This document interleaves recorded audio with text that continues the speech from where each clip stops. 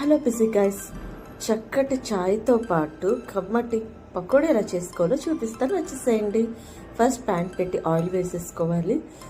సన్నగా తరిగిన ఉల్లిపాయలు, పచ్చిమిర్చి, కొంచెం వాము, శనగపిండి కూడా మనం వేసుకోవాలి, తగినంత సాల్ట్, తర్వాత వాటర్ మిక్స్ చేసుకోవాలండి. నేను కొంచెం ఇందులో బేకింగ్ సోడా యాడ్ చేశాను. వాటర్ వేసి కొంచెం జింజర్ గార్లిక్ పేస్ట్ వేసుకొని చక్కగా కలుపుకొని మనం పకోడీ ఇలా వేసేసుకోవడమే.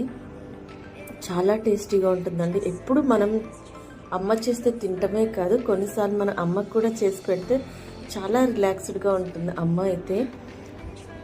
పక్కన మాత్రం చాయ్ అస్సలు మర్చిపోవద్దు. ఈ పకోడీకి టేస్టీ కాంబినేషన్ చాయ్ అన్నమాట. అండ్ ఈ వీడియో కానీ మీకు నచ్చినట్లయితే please subscribe to my channel and పకోడీని కూడా ఎంజాయ్ చేయండి.